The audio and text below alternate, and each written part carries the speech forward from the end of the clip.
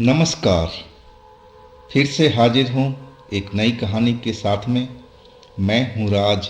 आप देख रहे हैं हाईवे नाइट। दोस्तों, आज की जो कहानी है हमें अशोक जी ने भेजा है।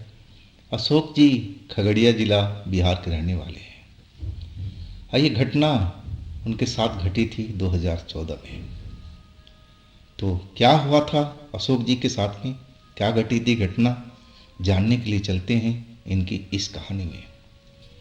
लेकिन दोस्तों, अगर आप मेरे चैनल पर पहली बार जुड़े हैं या फिर अभी तक मेरे चैनल को सब्सक्राइब नहीं किया है तो जल्दी से कर लीजिए और साथ में बेल आइकन को ज़रूर दबाइएगा। तो शुरू करते हैं आज की कहानी। दोस्तों, मेरा नाम अशोक है। ये घटना 2014 की शुरुआत हुई थी मेरे साथ में। मैं एक ऐसे चक्रव्यूह में फंसा हुआ था जिससे मैं निकल नहीं पा रहा था। ऐसी एक आत्मा मेरे से चिपट गई थी जो छोड़ने का नाम नहीं ले रही थी। अब मैं तिल तिल करके मर रहा था। मेरे घर वाले इतने परेशान थे, हद से ज़्यादा। वो कैसे विचार रहे थे कि जो आत्मा मेरे शरीर पर है अब वो किसी तरह से उतर जाए और पिंड छूटे हमारा। लेकिन ऐसा हो नहीं पा रहा था। बहुत सारे तांत्रिकों से बहुत सारे मंदिर में गए लेकिन बात बन नहीं रही थी। हाँ, कुछ दिन की राहत जरूर मिलती थी लेकिन फिर वही शुरुआत हो जाती थी। तो इस घटना की शुरुआत कैसे हुई थी मैं चलता हूँ शुरुआत से आपको बताने। गर्मी का महीना था, शादियों का सीजन स्टार्ट हो गया था। मेरे पड़ोस में एक मेरे दोस्त की शादी हो रही थी और उसने मुझे निमंत्रण दिया था। अब पड़ोस के मामला था, गांव का मामला था तो जाना ही था। लेकिन उस टाइम मेरे पास में कोई अच्छा कपड़ा नहीं था पहनने के लिए। कपड़े तो बहुत थे लेकिन मैं चाहता था कि उस शादी में जाऊं तो मैं अलग ही दिखूं, एक अलग सा रोब सब पर पड़े।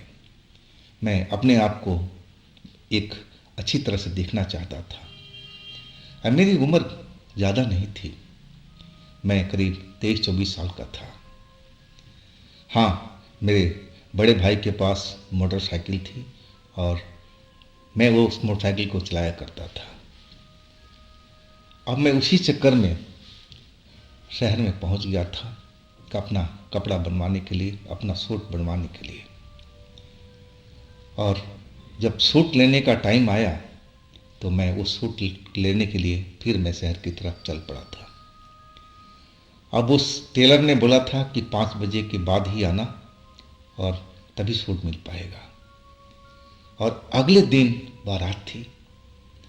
मैं परेशान था कि अगर सूट टाइम से नहीं मिला तो मैं कैसे बारात में जाऊंगा। और मैं यही सोच में डूबा हुआ था और फिर मैं अपने सूट लेने के लिए शहर की तरफ निकल गया था। अब मैं सोचा था मन में, चाहे कुछ भी हो मैं उस टेलर के पास बैठ करके अगर वो नहा सिला भी हो तो मैं सिलवाऊंगा, अपने सामने सिलवाऊंगा, लेकिन बिना सूट लिए घर वापस नहीं जाऊंगा। ये तो मेरी बेइज्जती वाली बात थी। और उस टेलर का इतना काम शादियों में आ चुका था कि वो भी अगला बहुत परेशान था। कई कारीगर लगे हुए थे लेकिन सिलाई का डिमांड बढ़ता ही जा रहा था और वो सबको मना भी नहीं करता था कि भाई नहीं हो पाएगा, और सिलता भी नहीं था। समस्या ये था। मैं करीब 6 बजे के आसपास बाइक से, अपना भैया का बाइक से शहर पहुंच गया था उस टेलर की दुकान में। जब मैं पहुंचा ना तो देखा कि मेरे कपड़े पर काम चल रहा था और मैं तो गुस्सा हो ही गया था कि तुम तो बोले थे कि 5 बजे के बाद में कभी भी आना, कपड़ा रेडी हो जाएगा, लेकिन अब तो तुम सिलना शुरू किए हो। तो बताओ सारी रात क्या मैं यहीं पर बैठा रहा? अब वो कहने लगा कि भाई अपनी मजबूरी वो गिनाने लगा था। अब मैं क्या करूं? मैं सोचा चलो इंतज़ार ही करते हैं। अब मैं एक बार गांव गया तो फिर तो रात में आना पड़ेगा और वो मेरे लिए संभव नहीं था। क्योंकि बीच में रास्ता कई जगह खराब था और वो रास्ता एक जगह पर भूतहा भी था, और उस जगह पर तो अच्छे अच्छे लोग डर जाते थे। अब मैं उसी जगह उसी दुकान पर रुका रहा। आखिरकार रात के 9 बजे मेरा सूट सही ढंग से सिल गया था, कंप्लीट हो गया था। अब मैं खुश था, मैं बहुत खुश था उस टाइम में। कपड़ा लेकर के सूट अपना आज मैं अपने घर की तरफ चल पड़ा। जब अपने गांव के करीब आ गया, बस गांव 2 किलोमीटर की दूरी पर था मेरा। अब मैं मेन रोड से अपने गांव वाले रोड पर आ गया था और उस रोड पर चलने लगा। कुछ ही दूर चलने के बाद में बिजली कड़कने लगी और लगने लगा कि बस थोड़ी देर में बारिश आ जाएगी, बारिश आ जाएगी। अब मैं इसलिए परेशान था कि मेरा कपड़ा कहीं भीग ना जाए, नहीं तो मैं कल बारात में पहन के क्या जाऊंगा। अब मैं बाइक तेज तेज चलाने लगा था, लेकिन बारिश आ ही गई। अचानक बूंदें पड़ने लगी। अब बाइक रोक करके देखने लगा कि मैं किस जगह पर वोट लूँ, कहाँ छिपूँ जहाँ मैं सुरक्षित रहूँ, मेरा कपड़ा ना भीगे। और तभी बिजली चमकी। अब रात तो काफ़ी हो चुकी थी। आ, बिजली जैसे चमकी मुझे एक रोड की साइड में झोपड़ी सी दिखाई दी। मैं अगले पल बाइक खड़ा करके उस झोपड़ी के अंदर में आ गया था। अब बारिश तेज गिरने लगी थी, झमाझम बारिश।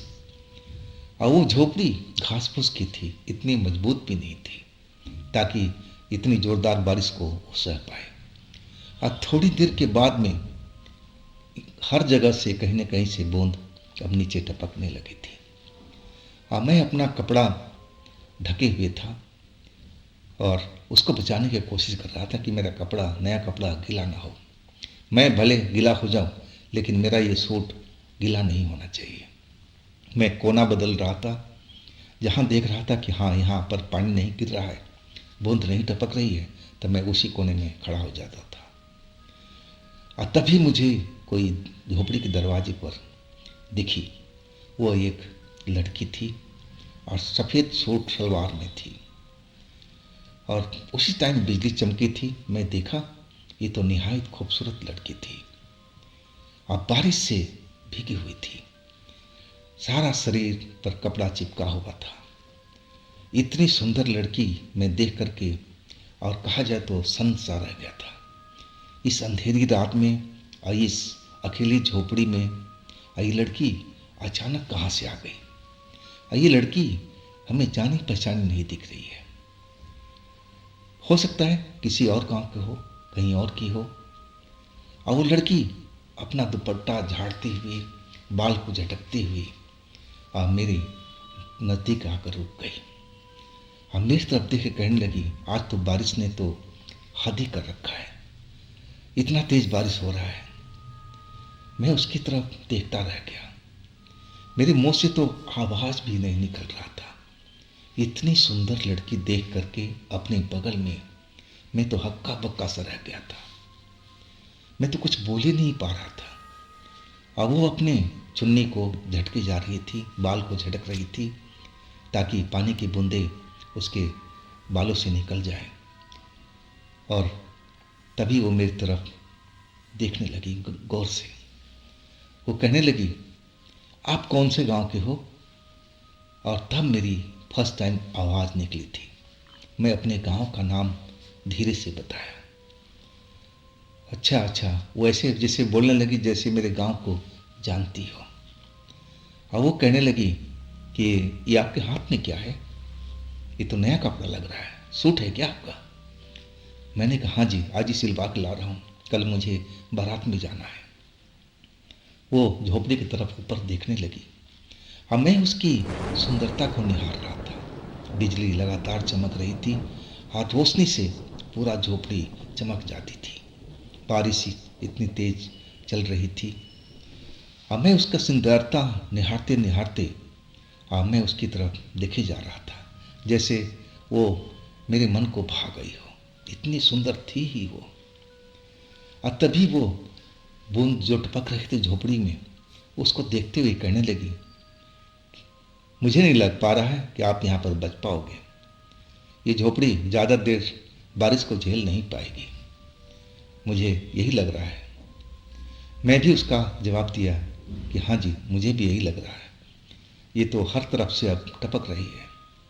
अब क्या कर सकते हैं, अब तेज़ बारिश है, नहीं तो मैं अपनी बाइक से अपने गांव की तरफ भाग जाता, लेकिन भागूंगा तो कपड़े मेरा गीला हो जाएंगे, नया कपड़ा। वो कहने लगी, एक उपाय है, मेरा घर पीछे ही है, इस झोपड़ी से थोड़ी दूरी पर। अगर थोड़ी सी भी बारिश कम होती है ना, तो आप मेरे साथ चल सकते हो। आप डरो मत, मेरा पूरा परिवार है, आप मेरे को ऐसे मत समझ लेना। मैं उसकी तरफ देखता रह गया था कि एक अनजान लड़की एक नौजवान युवक को अपने घर में आने की निमंत्रण दे रही है, तो इसका इरादा क्या है। और वो मुस्कुरा भी रही थी मुझे देख करके। मेरे दिल में अब जो तमन्ना लहर मारने लगी थी, क्या ये लड़की मुझसे प्यार तो नहीं करने लगी है। मैं अपने ख्यालों में खोने लगा था। और तभी वो लड़की बोली कि देखिए, बारिश कम हो गया है, अगर बारिश से बचना है तो आप मेरे साथ में चलिए, नहीं तो फिर बारिश तेज हो जाएगी, फिर आपका कपड़ा बच नहीं पाएगा, कल आप बारात नहीं जा पाओगे। मैं देखा, वाकई एकदम बारिश लग रहा कि थम सी गई है। अब मैं सोचने लगा कि क्यों ना अपने घर निकल जाऊं, लेकिन आगे में बिजली कड़क रही थी और चमक भी रही थी। मतलब बारिश पूरी तरह से ख़त्म नहीं हुई थी, वो कभी भी दोबारा आ सकती थी। और उस लड़की की आंखों में ना जाने कौन सा सम्मोहन था। मैं उसके बस में होता चला गया। वो जो जो बोल रही थी, मैं बस हाँ हाँ करने लगा था। और तभी उस लड़की ने मेरा हाथ पकड़ा और कहने लगे कि चलो चलती, नहीं तो बारिश का कोई भरोसा नहीं, 1 मिनट के बाद भी बारिश अब होने लगेगी। अब तो उस लड़की ने मुझ पर एक सम्मोहन सा कर रखा था। मैं तो बस फंस गया था उसके जाल में, और आखिरकार मैं उसके साथ चल पड़ा था। बगल में झोपड़ी के पास एक कच्चा रास्ता था और उस रास्ता पर चलने लगी। और थोड़ी दूर अंदर जाने के खेतों के बीच में जहाँ पेड़ लगे हुए थे, और उसी के पीछे एक घर दिखाई दे रहा था। और उस घर के दरवाजे पर गई, और जैसे ही उसने दरवाज़ा खोला, अंदर रोशनी सी भर गई थी, नहीं तो वो घर अंधकार में डूबा हुआ लग रहा था। मैं तो अपने जैसे होश खो बैठा था। बस यही ललक उठ रही थी कि काश इस लड़की को मैं अपनी बाहों में भर लूं, इससे प्यार करूं। वो लड़की मुझ पर सम्मोहन सी कर रखी थी, और अगले पल हम उस घर में थे। लेकिन वो लड़की कह रही थी उसका भरा पूरा परिवार है, लेकिन वहाँ तो कोई भी नहीं था, पूरा घर खाली था। वो लड़की मेरा हाथ पकड़े और अपने एक कमरे में ले गई। मैंने देखा कि एक बड़ा सा कमरा है, उसमें पलंग बिछा हुआ है, सफ़ेद कलर का पलंग, और सफ़ेद ही पूरा बिस्तर, चादर से लेकर के हर एक चीज़ तक सफ़ेद ही सफ़ेद था, जैसे उस लड़की को सफ़ेद रंग बहुत पसंद है। बड़े प्यार से वो मुझे पलंग पर बिठाई और कहने लगी कि अब आप सुरक्षित हैं, अब बारिश से भीग नहीं पाओगे, और जैसे ही बारिश बंद होगी मैं आपको आपके गांव तक पहुंचा दूंगी, आप बेफिक्र रहो। लेकिन मैं गांव जाने के लिए बेचैन नहीं था, मैं तो उसको पाना चाहता था, उसकी नज़दीकियाँ पाना चाहता था, मैं उसके साथ बात करना चाहता था। और वो मेरी मनसा समझ गई थी, और वो कहने लगी 2 मिनट आप इंतज़ार करो, मैं अभी गई और अभी आई। और उसके बाद वो आई ना, तो पूरा पारदर्शी गाउन सी पहन रखी थी, सफ़ेद गाउन चमकता हुआ।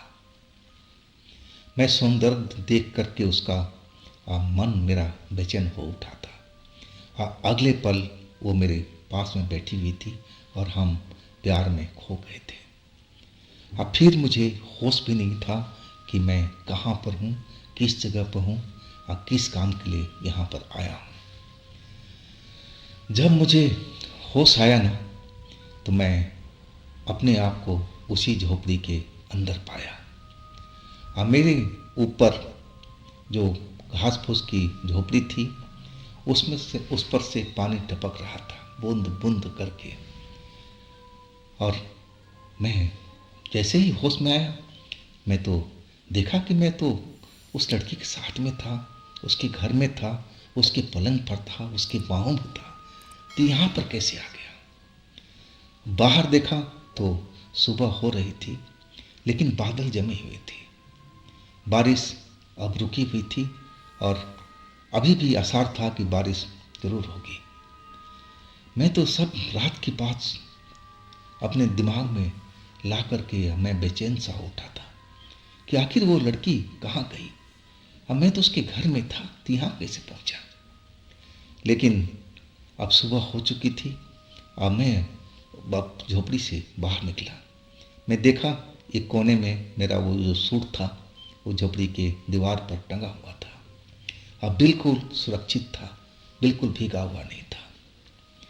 मैं उस सूट को लेकर के अपनी बाइक के पास पहुंचा और बाइक स्टार्ट ही नहीं हो रही थी। काफ़ी मशक्क़त के बाद मेरी बाइक स्टार्ट हुई और मैं अपने घर के लिए निकल पड़ा। अब जब घर पहुंचा ना, तो घर वाले मुझे ढूंढ रहे थे रात में और पूछने लगे कि तुम रात कहाँ बिताए, शहर में थे क्या? टेलर के पास, टेलर के घर में। अब मैं क्या बोलूँ कि हाँ, मैं टेलर के घर में था। अब जैसे तैसे मैं उनको झूठ बोला, उनको समझाया और बात आई गई सी हो गई थी। लेकिन अपने दिमाग में वही लड़की बसी हुई थी। इतनी सुंदर लड़की के साथ मैं रात में था और आखिरकार वो लड़की कहाँ गई? मैं तो दोबारा उसके घर की तरफ जा भी नहीं पाया। लेकिन चलो, आज नहीं, कल नहीं, कभी तो चलेंगे, देखेंगे। मैंने तो घर उसका देख रखा है। और दोपहर तक बारिश जो था, मौसम था, बिल्कुल साफ हो गया था। अब हम बारात के लिए तैयार हो गए थे। मैं सब कुछ अब भूल चुका था कि चलो, ये तो बात की बात है, अब तो जो बारात है उसको देखना है। और शाम को हम बारात में चल पड़े थे अपने दोस्त के। जब हम उस जगह पर पहुंच गए जहां पर शादी का बारात जो रुका हुआ था बारात, और नाच बाजे का पूरा प्रोग्राम चल रहा था, और तभी मुझे लगा कि अंधेरे की साइड से वही लड़की मुझे नज़र आ रही है। अब वो शामियाना था, अब गैस बत्ती जल रही थी, रोशनी थी, प्रोग्राम चल रहा था नाच गाने का, और मेरा अनायास ही जो नज़र था अंधेरे की साइड में चला गया था। मैं देखा कि वही लड़की थी और वो मुझे इशारा करके बुला रही थी। अब मैं कुछ भी नहीं सोचा ना विचारा, अब मैं उसकी तरफ चलने लगा था। मेरे दोस्त बोले कि अशोक, तुम कहाँ जा रहे हो? मैं बोला अभी गया, मैं अभी आया, आप लोग एंजॉय करो। अब मैं अंधेरे की साइड में चला गया। मैं देखा वही मेरी दोस्त थी, वही लड़की थी। तो यहाँ पर कैसे आ गई? ये तो बहुत किलोमीटर दूर है और इसको तो पता भी नहीं होगा कि हम कहाँ पर हैं। ये क्या मामला है? लेकिन वो लड़की कहने लगी कि तुम मुझे छोड़ कर के इतनी दूर आ गए, मैं तुम्हें वहाँ पर ढूंढ रही थी, लेकिन तुम मुझे नहीं मिले, तो मैंने पता लगा ही लिया कि तुम इस जगह पर आए हो। तुम वापस लौटो, चलो हम वहीं चलते हैं। और तब तक मेरे जो दोस्त थे वो आवाज़ लगाते लगाते और मेरी साइड में आने लगे। शायद उनको बाथरूम भी जाना था। अशोक, अशोक। और जैसे ही वो नज़र आए मुझे, और तब तक तो वो लड़की गायब हो गई थी। और वो मेरी आवाज़ सुन रहे थे, मैं उस लड़की से बातचीत कर रहा था। और तभी मेरे दोस्त कहने लगे, अरे अशोक, तुम किससे बात कर रही थी यहाँ अकेले अंधेरे में? अब मैं उनको क्या बताऊं कि मैं किससे बात कर रहा था। और इसके बाद हम शमियाने में आ गए थे। वो रात भी चलो ख़त्म हो गई, सब कुछ भूल चुका था मैं, लेकिन रह रह करके दिमाग में वही लड़की का चेहरा नज़र आ रहा था कि इतना दूर कैसे लड़की आ गई, कौन है ये लड़की? मैं अभी तक समझ नहीं पाया था कि ये कोई चुड़ैल है, कोई आत्मा है, या फिर याचनी है, या कोई जिन या परी है। मैं बिल्कुल समझ नहीं पाया था। और सुबह के टाइम में जब अपने गांव पहुंचा और जैसे ही घर पहुंचा, मुझे बेहोशी सी आ गई थी और मैं चकरा करके नीचे गिर बैठा था। और इसके बाद जब मुझे होश आया तो घर वाले डरे हुए थे। वो कह रहे थे कि तू कहाँ रात में रुका था। वो मुझसे सब कुछ पूछने लगे थे। मैं बोला कि हुआ क्या है, आप तो बताओ। वो कहने लगे तो उस लड़की से कहाँ मिला था। अब तो मेरा दिमाग खराब हो गया था कि इनको कैसे पता चला कि मैं किसी लड़की से मिला था। तब वो कहने लगे तू जिस लड़की से दोस्ती किया है ना, वो कोई जिंदी लड़की नहीं है, वो कोई आत्मा है, कोई चुड़ैल है और तेरे ऊपर वो सवार हो चुकी है। तुझे तो मालूम भी नहीं होगा कि तूने क्या क्या किया है, तू तो होश में ही नहीं था अपना। और इसके बाद जो दुर्गति हमारे साथ होने लगी थी, कभी भी मैं बेहोश हो जाता था, अपने परिवार को पहचानता तक नहीं था और मैं पागलों की तरह हरकत करने लगता था। ये कोई टाइम टेबल नहीं था, रात हो, दिन हो, सुबह हो, शाम हो, बस मैं पागलों की तरह हरकत करने लगा था। पागलपन का दौरा पड़ने लगा था। आज जब मैं बेहोश होता ना, तो जब मेरे परिवार के लोग मुझे होश में लाने की कोशिश करते तो मेरे अंदर से एक लड़की की आत्मा की आवाज़ निकलती थी और वो कहती थी कि मैं इसको बहुत प्यार करती हूँ, मैं इसको छोड़ूंगी नहीं, मैं अपने साथ लेके जाऊंगी, तुम लोग कुछ मेरा बिगाड़ नहीं पाओगे।